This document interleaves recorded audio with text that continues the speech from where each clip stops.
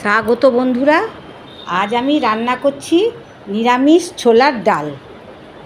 যাই হোক বন্ধুরা, আশা করি আপনারা সকলে ভালো আছেন, আর আমরাও সকলে মোটামুটি আছি, ভালোই আছি। তো দেখতেই পাচ্ছেন আমি এখানে ছোলার ডাল একটা আলু দিয়ে ভালো করে সেদ্ধ করে রেখে দিয়েছি। তা এইবার সেটাই এখন আপনাদের দেখাচ্ছি। আমি আগে থেকে ডাল অনেকক্ষণ আগেই ভিজিয়ে রেখেছিলাম। তো এখানে আমি 4টে সিটি দিয়েছি, দিয়ে সুন্দরভাবে ডাল আমার গলে গেছে। আর আলু তো গলবেই, তা আলুও গলে আছে। তাই এবার আমি কি করে রান্না করছি সেগুলোই দেখাবো। আর এখন দেখুন আমি তো আমার মতন করেই রান্নাটা করব। তো এখানে আমি তেল দিয়ে দিয়েছি, সর্ষের তেল দিয়েছি পরিমাণ মতো, আর একটু ঘিও দিয়ে দিলাম। তো এখানে আমি গাওয়া ঘি আর সর্ষের তেল একসাথে গরম করতে রেখেছি। তা তেল তো আমার প্রায় গরম হয়েই গেল। এখানে দেখতেই পাচ্ছেন আমার তেল গরম হয়ে গেছে।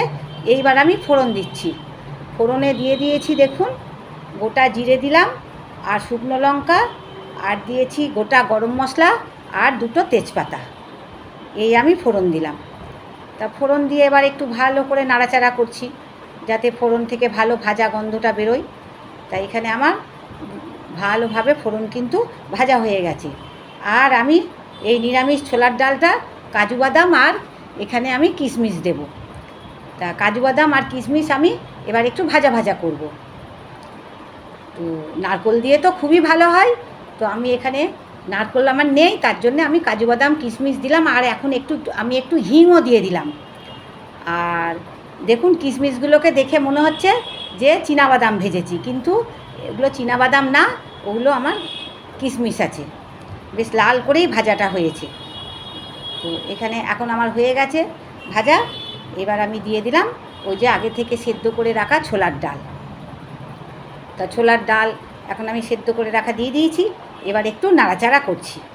আর ডাল সেদ্ধ করার সময় আমি একটু নুন দিয়েছিলাম, তো এখন আমি নুনের পরিমাণটা অল্পই দেব। এখন আমি হলুদটা দিয়ে দিয়েছি, আর দেখুন আমি নুনটা অল্পই দিলাম। তো বেশি নুন দিলে তো আর তখন আর খাওয়াই যাবে না, যেহেতু আমি ডালে নুন দিয়েই সেদ্ধ করেছি। আর একটু দিয়ে দেবো চিনি পরিমাণ মতন। আমি এবার একটু চিনিও দিয়ে দিলাম। আর নিরামিষ জিনিস একটু মিষ্টি মিষ্টি খেতে ভালো লাগবে। তো এইবার আমি আর এখন কিছু দিচ্ছি না, এবার একটু নাড়াচাড়া করব।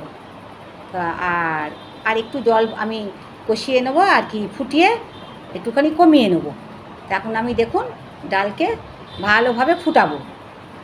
আর এই ছোলার ডাল রুটি, পরোটা, লুচি যার সঙ্গেই বলুন খেতে তো বেশ ভালোই লাগে।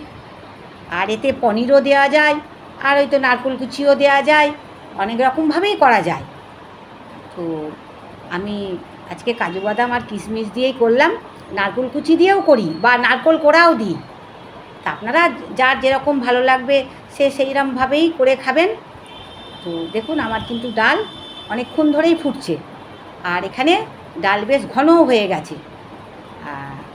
আমি কিন্তু এই ডালেতে নামানোর সময় কিন্তু এখন তো আমি ডাল নামিয়ে নিচ্ছি অন্য বাটিতে, কিন্তু ওটা আমার দেখানো হয়নি। নামানোর সময় আমি দিয়েছি ভাজা জিরে আর ধনে গুঁড়ো, মানে শুকনো খোলায় ভেজে নিয়ে সেইটা দিয়েছি। আর আমি দিয়েছি কসৌরি মেথি। এই 2টো জিনিস কিন্তু আমি নামানোর আগে দিয়েছিলাম।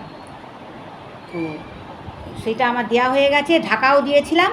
তো আপনারাও তাই করবেন। যদি আমার এই রান্না ভালো লেগে থাকে, আমার মতন করে রান্না করে একদিন খেয়ে দেখবেন।